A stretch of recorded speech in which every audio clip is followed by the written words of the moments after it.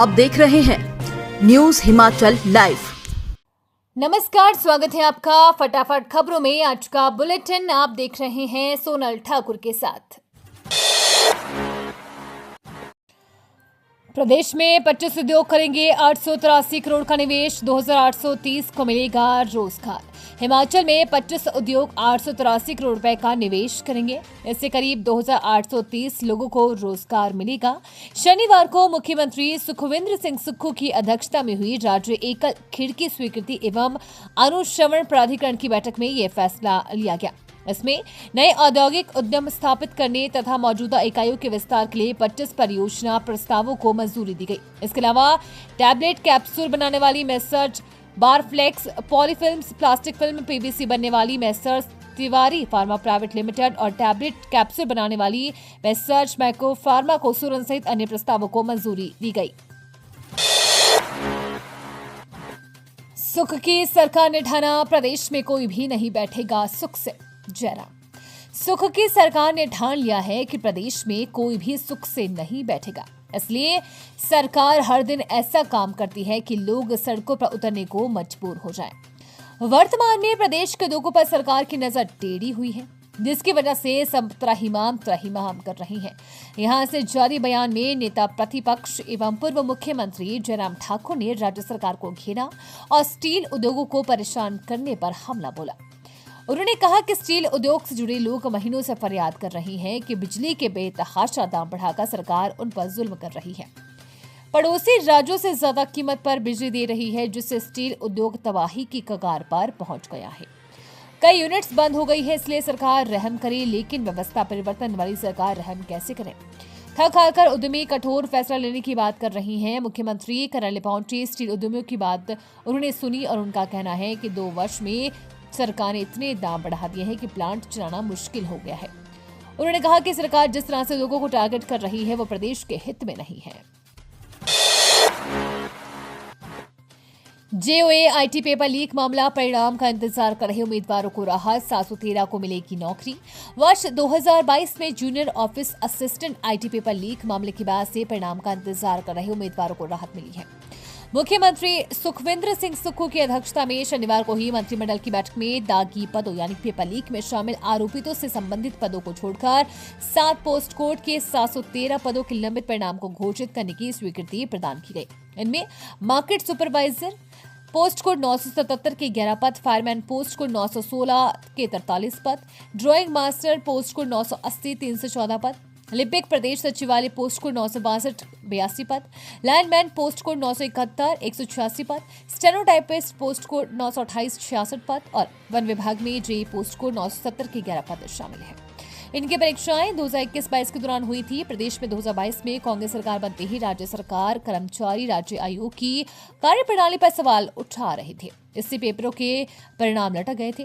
बैठक में विभिन्न विभागों में 101 पदों को सृजित कर भरने और नए उपमंडल खोलने व उनमें आवश्यक पदों को भरने की मंजूरी प्रदान की गई। मुख्यमंत्री गत दिनों वायरल से पीड़ित थे। इस कारण शनिवार दिन में 11 बजे शुरू हुई बैठक में मुख्यमंत्री के साथ उप मुख्यमंत्री मुकेश अग्निहोत्री और तकनीकी शिक्षा मंत्री राजेश धर्माणी ने भी एहतियातन मास्क पहनकर भाग लिया। राह में कलहेल सड़क पर दर्दनाक हादसा, खाई में गिरी कार, 2 की मौत।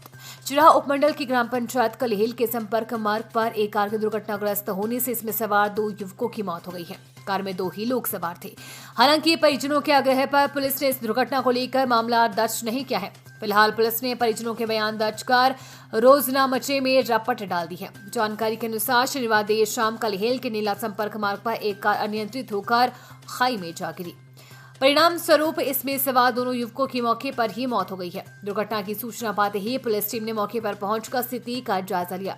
इसी बीच हल्का पटवारी भी मौके पर पहुंच गए, जहां मृतकों के परिजनों ने दुर्घटना को लेकर किसी तरह की पुलिसिया कार्रवाई करने से इनकार कर दिया। इस पर पुलिस ने परिजनों के बयान दर्ज करने की प्रक्रिया निपटाकर जांच आरंभ कर दी है। तीसरा पुलिस थाना के प्रभारी इंस्पेक्टर अशोक कुमार ने बताया कि इस दुर्घटना को लेकर मृतकों के परिजनों ने किसी तरह की पुलिसिया कार्रवाई करवाने से इनकार किया था।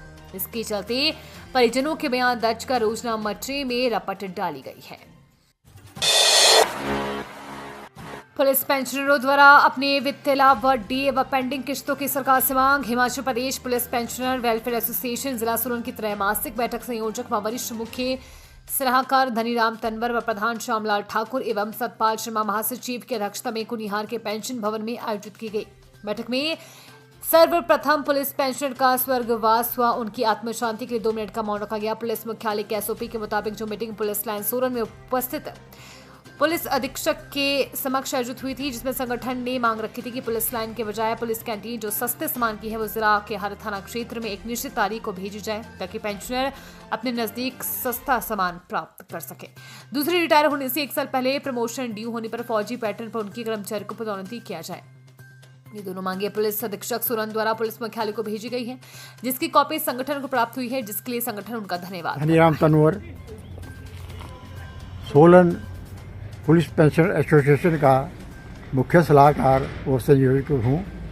आज हमारी त्रैमासिक बैठक कुनिहार के स्टेडियम तालाब पर की गई, जिसमें काफ़ी संख्या में हमारे पुलिस पेंशन ने भाग लिया और हमारी आज की मांगे सरकार व डीजी साहब से यह रही कि जो भी हमारा 11% डीए सालों से पेंडिंग पड़ा है और उसकी 41 किस्तें भी पेंडिंग पड़ी है, उनको जल्द से जल्द पुलिस पेंशनरों को दिया जाए। जबकि मुख्यमंत्री महोदय बार बार अपने बयान में कहते हैं कि प्रदेश की वित्तीय स्थिति ठीक है। अगर वित्तीय स्थिति ठीक है तो हमारे जितनी भी बकाया राशि है, डीए है, किस्तें हैं, मेडिकल बिल है, वो क्यों नहीं दिए जा रहे हैं। जबकि पेंशनरों के जो अपने अंतिम पड़ाव में बैठे हैं, जिनकी उम्र 80 और 90 साल के करीब जा रही है और जो भिन्न गंभीर बीमारी से पीड़ित हैं, उनको अपना इलाज करवाने में मुश्किलें पैदा आ रही है। जबकि स्टील इंडस्ट्री की सरकार को चेतावनी, बिजली की बढ़ी दरों को वापस नहीं लिया तो बंद करेंगे उद्योग। मुख्यमंत्री से मिलने पहुंचे सचिवालय, बोले 2 वर्षों में हुई 48% बिजली दरों में बढ़ोतरी। हिमाचल प्रदेश राज्य सरकार को सबसे अधिक राजस्व देने वाली स्टील इंडस्ट्री अब संकट के बदले मंडल आ रही है। अब आलम यह बन गया है कि लोग उद्योग मालिकों ने घाटे में चल रहे कारखानों को बंद करने का मन बना लिया है। उनकी नजरें सरकार पर टिकी हैं कि कब औद्योगिक इकाइयों को दी जाने वाली सब्सिडी बहाल होगी। सरकार ने कुछ समय पहले उद्योगों को दी जाने वाली सब्सिडी बंद कर दी है, जिसका इन उद्योगपतियों ने कड़ा विरोध जताया है। हिमाचल प्रदेश लौह उद्योग में बिजली की सबसे अधिक 50% खपत होती है। वहीं ये उद्योग प्रदेश सरकार को सबसे अधिक माह 50 करोड़ का राजस्व देते हैं। सोलन जिला के अर्की की बेटी ईशा ठाकुर ने ऐतिहासिक उपलब्धि हासिल कर पूरे प्रदेश का नाम रोशन किया है। उन्होंने भारतीय छात्र संसद के 14 वर्षों के इतिहास में हिमाचल प्रदेश की पहली महिला स्पीकर बनने का गौरव प्राप्त किया है। इसके साथ ही वो इस प्रतिष्ठित मंच पर हिमाचल प्रदेश से दूसरी स्पीकर बनी है। ईशा की उपलब्धि उनकी कड़ी मेहनत, समर्पण और नेतृत्व क्षमता का प्रमाण है।